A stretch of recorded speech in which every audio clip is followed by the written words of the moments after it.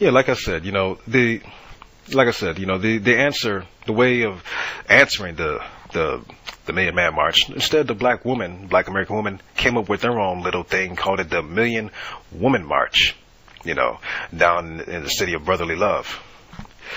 And to this very day, it's funny because I can actually remember how some black female friends of mine came back from that, and they emphasized how horrified they were by the fact that they received so many lesbian approaches, and they seen things take place that shouldn't really take place between women, like holding hands affectionately, kissing, and, hugs, I guess you could say, that shouldn't be, really between women, those type of hugs. Anyway, I won't let you get too, it's not something that if you were a really clear-minded, a clear-thinking black sister, that you would have, it's not something that you would have expected to see as such a thing. But anyway, this just goes on to show my point, because it proves that the Million Woman March, which black American women put out in response to the Million Man March, it showed that it was pretty much the exact opposite of what the brothers were trying to do. The brothers' theme was atonement. Million Woman March, empowerment, implying that, they lacked power from a group that kept power from them. Naturally, they're implying black men. And they still do that to this very day. There's not a novel, black novelist out there that doesn't, or a black minister, millionaire minister, or millionaire drag queen that doesn't feed into this bullshit. But, again, it just goes to show, like I said before, black women are more about competing with black men instead of compromising with them. They're more about competing. And if they can't do that, they destroy. Because like I said, the Million Woman March, it just did basically three things. It proved is basically a massive recruiting ground for black lesbianism. 2, it was a rally for black feminism, all deceptively disguised as a coalition for black political empowerment and unity. Yeah, right. And 3, it was proof of the fact that it really doesn't matter how much black men have given black American women a pass for their sexually irresponsible and socially disrespectful and rude and indifferent behavior toward black men. Because by the end of the day, it doesn't even matter that black men in America made a national call to all brothers nationwide, and once again took the blame for the black woman's lack of accountability.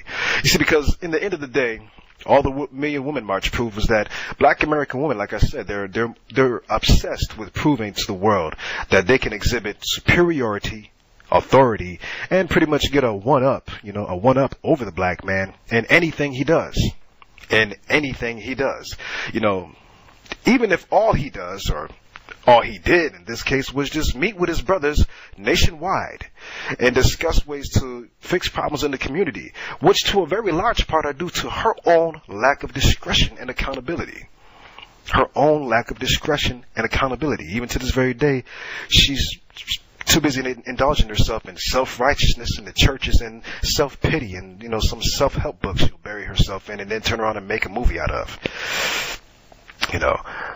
But then, now on the other hand, you look at today's successful black men, and it's not hard to figure out why, so many of them are jumping the fence. It's really not hard at all. But going back to that Million Woman March, like I said, it just goes to show that black women in America are more about competing rather than compromising. And I know I'm going to get a lot of, people arguing about this, but but the real reason, and I want you brothers to know this, the real reason you're going to hear criticism is because, see, I represent the very reality of the fact that so many other brothers are putting out there, that black men collectively at large, well, actually men in general, really, in America, what we've been able to do, with Western society, women at large, particularly with black women, from the brothers, is over the past 20 years, we've learned to do the one thing they never thought we'd be able to do. While they were trying to pretty much, they were succeeding at making lesbians out of our daughters and faggots out of our sons, having the nerve to think that they can define manhood when they can't even create children who can make up their minds what sex they want to be, with respect to a natural definition created by God. We were able to do over the past 20 years the one thing that to this very day they hate us for being able to do. Examine their behavior, give it an analysis and evaluation with respect to its effectiveness on the black family, on the American family, and then put the conclusions right to her face and make her realize by seeing herself, with our own Johari window, that black American women have failed. They have failed. So if you want to live in, like I said, that blissful denial, then hey, that's on you. That's very much on you. But hey,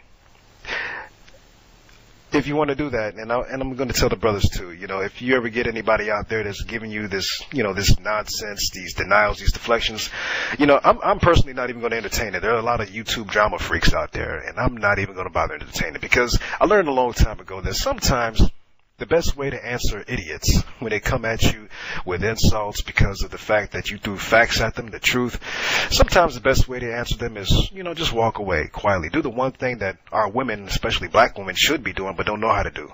Walk away quietly and laugh to yourself. And keep a smile to yourself, because deep down inside you will know, with a quiet realization to yourself that truth does not lie.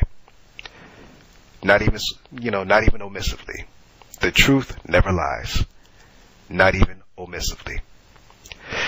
You would think our women in America will learn that. Especially you black women. Real Man Allen, 73. Take care.